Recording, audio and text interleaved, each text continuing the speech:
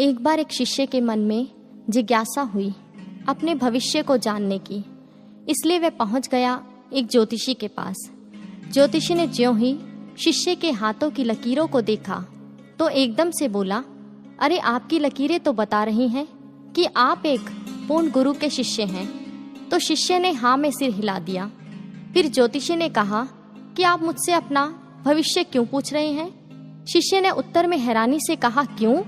ज्योतिषी ने कहा, आप स्वयं देखें, यदि एक कलम किसी आम व्यक्ति के हाथ में है, उस कलम से मात्र कुछ साधारण से शब्द या वाक्य ही पिरोए जाएंगे, इसलिए वह कलम भी साधारण ही रहेगी। किंतु वहीं पर वह कलम एक कुशल कवि के हाथों में है तो अमूल्य रचनाओं को रचकर कीमती हो जाया करती है। इसलिए निर्भर इस पर करता है कि वस्तु किसके हाथों में है। ठीक इसी तरह से हे शिष्य, तुम भी उन गुरुदेव के हाथों में हो जिनकी कृपा से बिगड़ी किस्मत भी संवर जाया करती है। फिर तुमको अपने भविष्य की क्या फिक्र? बस तुम एक कार्य करो, अपनी समस्त भावनाएं, समस्त ऊर्जा और संपूर्ण जीवन अपने गुरुवर के चरणों में समर्पित कर दो। फिर देखना वो तुम्हें इतना मूल्यवान बना देंगे जिसकी तुम कल्पना भी नहीं कर सकते, बशर्ते तुम अपने आप को पूर्ण रूप से गुरुवर के चरणों में सौंप दो। उसकी चाह तुम्हारी चाह हो जाए।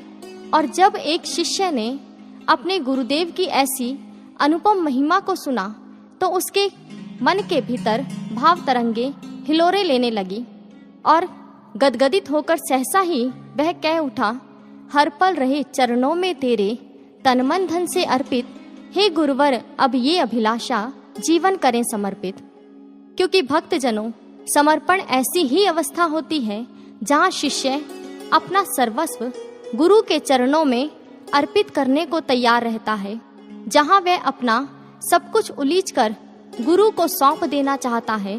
वह अपनी प्रत्येक श्वास गुरु को समर्पित कर देता है और ऐसा ही समर्पण एक सच्चा शिष्य चाहता है तथा इसी दिव्य अनुभव के लिए वो प्रत्येक परिस्थिति का सामना करने को तैयार रहता है, प्रत्येक परीक्षा को सिर माथे पर ले लेने को तैयार रहता है।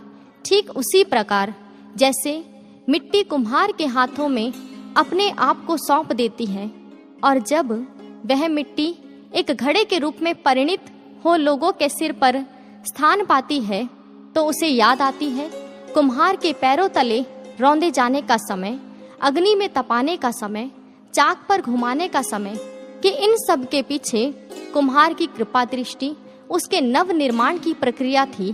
और तब मिट्टी से बना मटका स्वतः ही कुम्हार की कृपा दृष्टि के समक्ष नतमस्तक हो गया और प्रसन्नता को प्राप्त करता है कि कुम्हार ने आज उसे सुंदर आकार दे मान प्रदान किया। आज जहाँ मिट्टी तो प्रसन्न थी ही, वहीं कुम्हार भी प्रसन्न है। मिट्टी प्रसन्न है कि वह अपने आप को कुम्हार के हाथों में सौंप नया रूप पा गई। वहीं दूसरी ओर कुम्हार प्रसन्न है कि मिट्टी ने आज उसे अपने ऊपर कार्य करने का अवसर दिया। तो कुम्हार कह उठा कि तूने आज अपने आप को मुझे एक सच्चे शिष्य के मानिंद समर्पित किया, इसलिए तो मैं तुझे नया रूप दे पाया। मेरे द्वारा दी हुई कड़वी परिस्थिति पर भी तूने कोई प्रश्न चिन्ह नहीं लगाया। आज मैं तुझे पाकर धन्य हो गया। और ऐसा ही समर्पण का एक और उदाहरण जब अनघड़ पत्थर भी मूर्तिकार को समर्पित हो जाता है। मूर्तिकार भी उस पर हथौड़ी छैने चलाता है, परंतु पत्थर चुप रहता है, क्योंकि उसे पता है कि यह कष्टदायक प्रहार जो है वो मुझे एक दिन सुंदर आकार के रूप में परिणित कर देगा।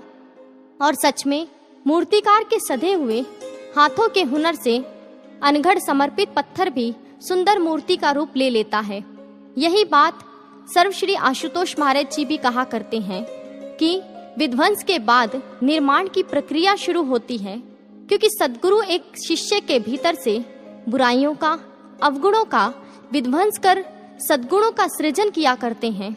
और जब एक सच्चा शिष्य अपने जीवन के भीतर ऐसी परिस्थिति को देखा करता है तो वह मौन हो जाता है और तब उसके भीतर से यही पुकार निकलती है शिकवा ना शिकायत, ना कोई अर्जी, कर ले करा ले जो है तेरी मर्जी।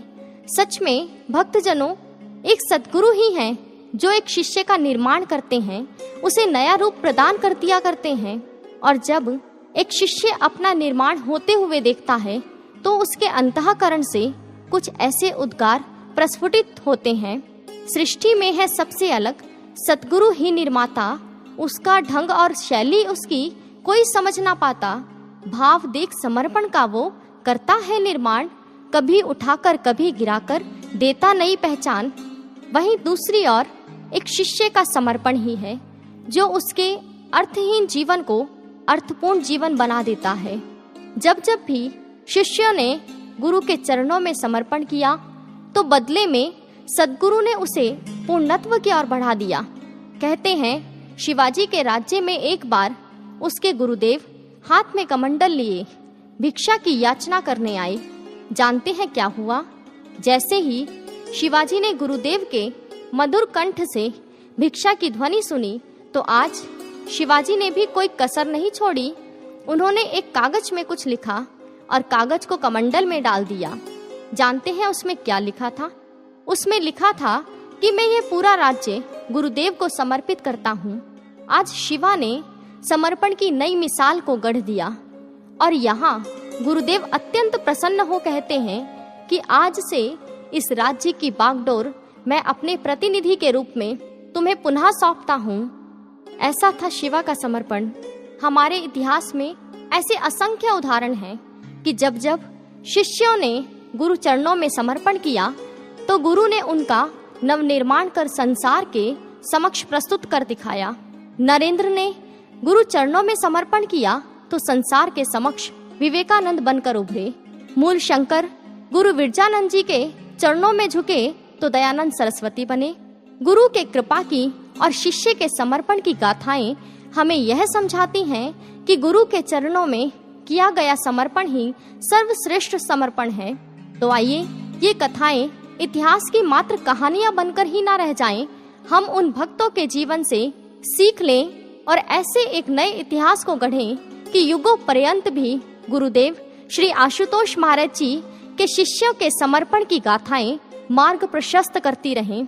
तो आइए हम संकल्पित होते हैं कि गुरुदेव आपके चरणों में सब कुछ अर्पित कर आपके आशीर्वाद को पाना चाहते हैं और सदा सदा के लिए आपके हो जाना चाहते हैं, सदा सदा के लिए आपके हो जाना चाहते हैं। बोलिए श्री सद्गुरुदेव महाराज जी की जय, सच्चे दरबार की जय।